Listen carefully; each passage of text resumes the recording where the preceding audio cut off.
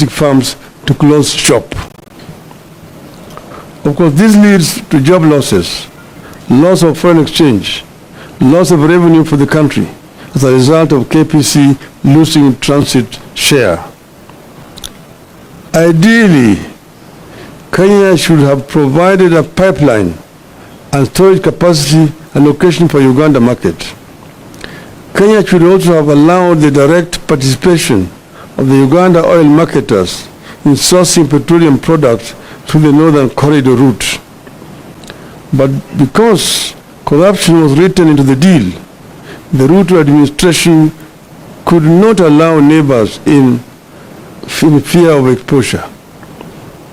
Consequently, the KPC is set to lose substantial business to Tanzania. Uganda's shift to the Central Corridor will most certainly influence Rwanda, Eastern Democratic Republic of Congo, and South Sudan. As KPC loses business, it will charge more for its product to stay afloat, hence the ever-rising cost of petroleum products. The deal only ended up creating irregular supplies and higher prices. Open tender system allowed for competitive sourcing of fuel. Monopolistic tendencies for purposes of maximizing profit goes against the demand for efficiency and the need for lower prices. It is going to drive a number of oil marketing firms out of business, leading to job losses and loss of revenue for the government.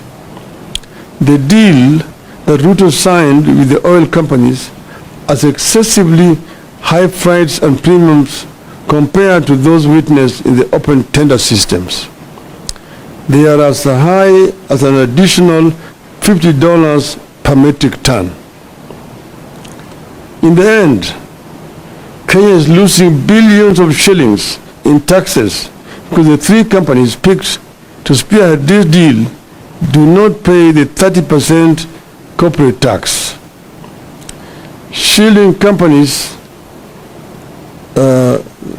the three companies from this tax is the reason Ruto told Kenyans that it was a G2G deal. Your guess is as good as mine on who is pocketing the unpaid corporate tax. But the burden of the unpaid corporate tax is passed to Kenyans at the pump.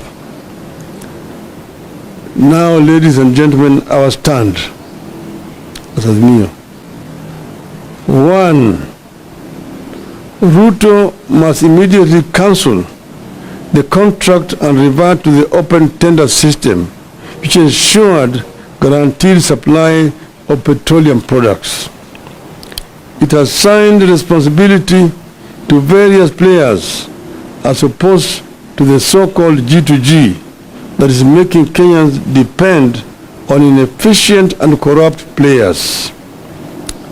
The open tender system was efficient, accountable, and competitive, and offered prices commensurate with international pricing model. 2.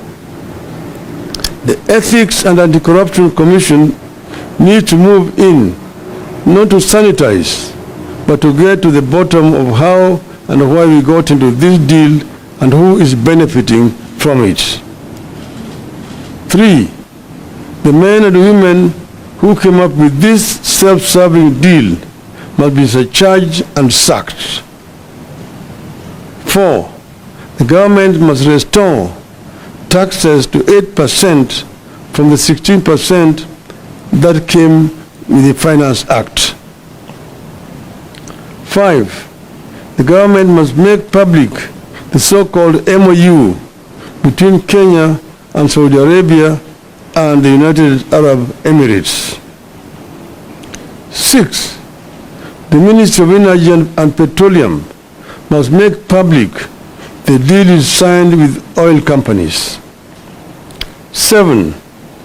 The Ministry of Energy and Petroleum must make public the supplier purchase agreement it signed with the oil companies. 8.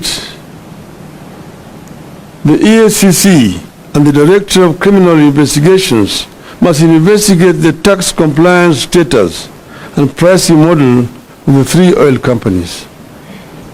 9. We need a comprehensive brief on what the move by Uganda to pursue much of its petroleum needs through the Tanzanian Central Corridor means to our country, especially to the future of the Kenya Pipeline Company. End of statement. Thank you.